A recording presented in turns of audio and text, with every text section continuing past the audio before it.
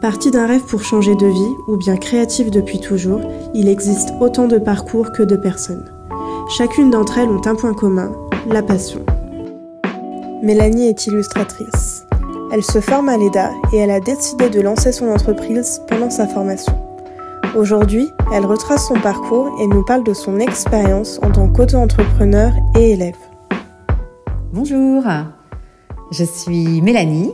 Tout d'abord, merci à l'EDA de me permettre de parler de mon parcours sur ce podcast. Merci de m'y avoir invitée, je suis très heureuse. Et j'espère surtout que ce que je vais vous raconter va vous intéresser. Pour ma part, j'adore écouter le parcours des autres créatifs, donc je me prête volontiers au jeu et j'espère que ça pourra, à défaut d'inspirer, peut-être éclairer certains ou vous donner envie de me poser des questions. Je suis toujours ravie d'échanger.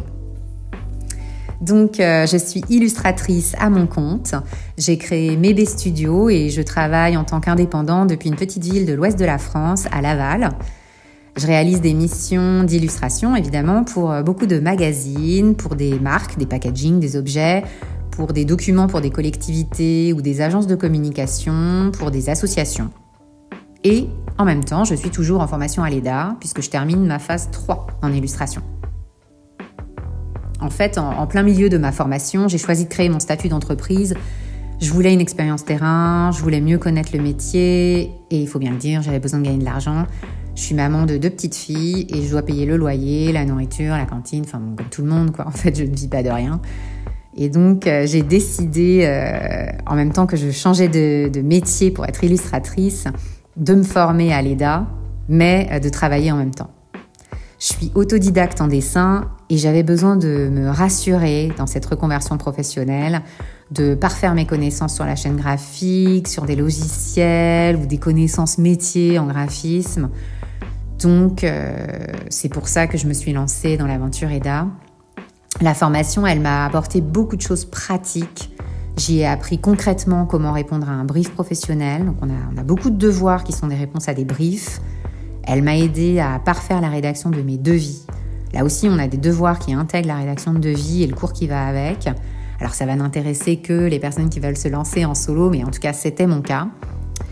Et la formation m'a aussi donné une méthode de travail pour la partie créative. Donc, c'est peut-être pas évident, mais moi, je pouvais vite partir dans tous les sens, donc ça a été précieux. Enfin, la formation, elle me permet aussi d'avoir un retour sur mon travail, des conseils et des interlocuteurs pour répondre à mes questions, ce qui est précieux quand on se lance en solo. J'ai parfois des clients qui me posent des questions, qui me demandent des choses et j'ai besoin techniquement d'un conseil en fait. Pour en revenir à mon parcours, j'ai eu de nombreuses années de salariat, mais j'avais envie d'indépendance et donc créer mon entreprise, c'était de toute façon pour moi une évidence. Maintenant, pour gagner mon pari, mon entreprise, elle doit me permettre de gagner ma vie. Donc, j'ai commencé par ce qui me paraissait le plus simple, répondre à des commandes clients. J'ai pas de frais, c'est-à-dire que je travaille avec mes crayons depuis chez moi, depuis ma tablette, j'ai rien à acheter. Ce sont des commandes rapides. Donc moi, aujourd'hui, la plupart de mes commandes, elles durent entre 1 semaine et 15 jours maximum. Donc, c'est de l'argent que je facture vite et qui rentre vite sur mon compte en banque. En contrepartie, je dois faire beaucoup de prospection. Donc, pour me faire connaître, moi sinon personne ne me connaît, dire ce dont je suis capable, ce que je peux leur proposer et donc déclencher des commandes. Finalement, je me suis rendu compte que cette part indispensable de prospection, c'est difficile à tenir toute l'année. Dans mon cas, notamment pendant les vacances scolaires, parce que je garde mes enfants. Ce qui fait qu'après une année où je n'ai fait que des commandes clients d'illustration en freelance, j'ai décidé de diversifier mes activités professionnelles et donc de tester les marchés de créateurs. J'en ai fait 1 en fin d'année et j'en ai 4 de programmés. Et tester également l'édition. Et puis, on verra ce qui a fonctionné et je poursuivrai ce qui a marché, ce qui m'a plu, évidemment, en plus des commandes clients. En fait, les commandes clients, j'adore ça. C'est le socle de mon entreprise pour l'instant. J'avoue que c'est assez stressant quand on fait son premier rendu. On a des doutes, est-ce que le client va aimer, etc. Mais les retours clients, c'est hyper encourageant. J'ai jamais eu d'aussi gentils retours sur mon travail. C'est ce qui motive à continuer de démarcher, à s'accrocher. les marchés de créateurs. Alors bon, là vous l'avez compris, j'ai pas suffisamment d'expérience pour avoir un vrai retour à vous apporter aujourd'hui, mais ce que j'ai noté, c'est qu'ils sont riches de rencontres. Moi, qui aime travailler seule dans mon coin, j'étais pas sûre d'aimer ça. Mais je me suis rendu compte que les gens qui viennent me parler sont des gens qui aiment ce que je fais. Donc finalement, c'est très gentil et donc motivant. Je dirais que la petite contrainte, c'est qu'il faut passer du temps en préparation pour un marché. Finalement, le temps de travail, c'est davantage dans la préparation que sur le marché lui-même et qu'il faut aussi investir un peu d'argent puisqu'on fabrique des objets. Donc c'est plus risqué, hein. Il faut choisir le bon marché, celui qui est en rapport avec notre niche pour être sûr de faire quelques ventes, pour rentrer dans ses frais.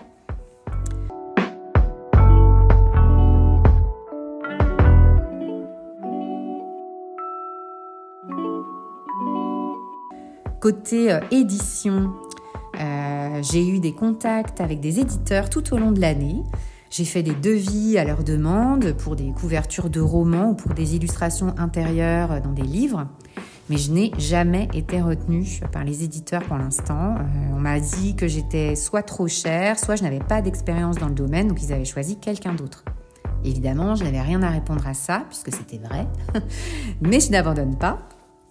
Donc, je suis allée en fin d'année au Salon du Livre Jeunesse avec Leda. Donc, c'était un premier salon pour moi. C'était top de rencontrer les collègues de promo. Je suis ressortie reboostée de cette sortie. Merci Leda, j'en ferai d'autres. C'est super. J'ai noté sur cette visite et notamment, j'ai suivi une conférence qui n'a fait que confirmer quand même que le travail avec un éditeur, ça n'était que très peu rémunérateur et que les illustrateurs de livres étaient relativement précaires. Donc, je ne peux pas dire que ça m'a fait rêver. Moi, je veux vivre de ma passion, mais je veux aussi avoir une vie confortable, enfin, au moins ne pas galérer tous les mois. Et là, on a eu des témoignages d'illustrateurs qui affirmaient ne jamais prendre de vacances, ne pas pouvoir s'arrêter entre deux livres s'ils voulaient payer leur loyer. Ça effraie. Bon, malgré tout, je veux tenter l'aventure du livre, en plus des autres commandes clients et marchés. Donc, comme à mon habitude, je me dis go, je me lance. Donc, je travaille sur un livre. En ce moment, je suis sur l'écriture du livre, enfin de l'histoire, et sur le storyboard des illustrations. Évidemment, si je trouve pas d'éditeur, je vais pas être rémunérée. Et si je trouve un éditeur, je vais pas être beaucoup rémunérée par rapport au temps que j'y passe, puisque je vais y passer beaucoup plus de temps que nécessaire, certainement. Mais bon, je me dis que j'ai peu de chances de trouver un éditeur et donc je suis décidée à être ma propre maison d'édition pour ce premier livre. Ce qui veut dire qu'en plus de l'histoire et des illustrations, je me colle à la mise en page sur InDesign, à la promotion, puis à la diffusion. Donc, de nouveaux challenges pour 2023. Malgré tout, je ne travaillerai pas vraiment seule. J'ai mis en place un comité de lecture avec des bêta-lecteurs et je vais engager une correctrice professionnelle. Et bien sûr, l'ouvrage sera imprimé par un imprimeur spécialisé en livres. Il est choisi, il est en France, j'y tenais. Alors, il m'a beaucoup conseillé sur les formats de livres pour optimiser les coûts. Et il m'aide actuellement sur les gabarits de mise en page. Donc, voilà. Je vous parle beaucoup de ce livre parce que j'avance sur tous les fronts, mais c'est top comme travail. Ça me plaît énormément à réaliser. Donc, du coup, j'espère aussi qu'il plaira quand il sortira. Et c'est, à la différence des autres projets sur lesquels j'ai travaillé, le mien, c'est pas celui d'un directeur artistique, puisque jusqu'à présent, je travaille toujours pour un directeur artistique, d'un magazine, d'une agence, d'une marque, etc. Cette fois, je suis toute seule. Donc, j'y mets mon univers, mon chez-moi. Je réponds pas à une commande. C'est aussi une autre façon de travailler. Bon, je tâtonne encore. J'y passe certainement beaucoup plus de temps qu'il ne faudrait. Mais j'y mets vraiment tout mon cœur, j'y crois. Et, vous l'aurez compris aussi, j'envisage ce livre comme une carte de visite, comme un book un peu pour, dans le futur, redémarcher les éditeurs, pour qu'on ne puisse pas me dire que je n'ai pas d'expérience dans ce domaine. Je considère quand même que les éditeurs, malgré tout ce que j'ai pu dire sur le fait que c'était pas rémunérateur, c'est quand même une notoriété incomparable dans le métier. C'est, j'en suis certaine, gage de qualité de l'ouvrage, rien que par leur expérience. Et ils assurent une diffusion que je n'atteindrai jamais. Donc voilà, vous savez tout de mon parcours jusqu'à aujourd'hui, de mes missions, de mon projet perso. Voilà. Pour suivre mes aventures créatives, vous pouvez me retrouver sur mon site internet www.mebestudio.com, mebestudio.com, ou sur Instagram où mon pseudo c'est mebe-studio. Et donc, au plaisir d'échanger sur nos pratiques. Je me ferai une joie de vous partager mon retour sur les marchés de créateurs de l'année prochaine, sur l'aventure de l'édition. Et j'espère que vous aurez plein d'anecdotes sur vos parcours, qu'on pourra échanger pour pas rester seul dans notre coin. Échanger sur nos techniques, sur nos tarifs, nos devis, bref, sur tout ce qui fait qu'on est collègues. Donc, à bientôt et ciao!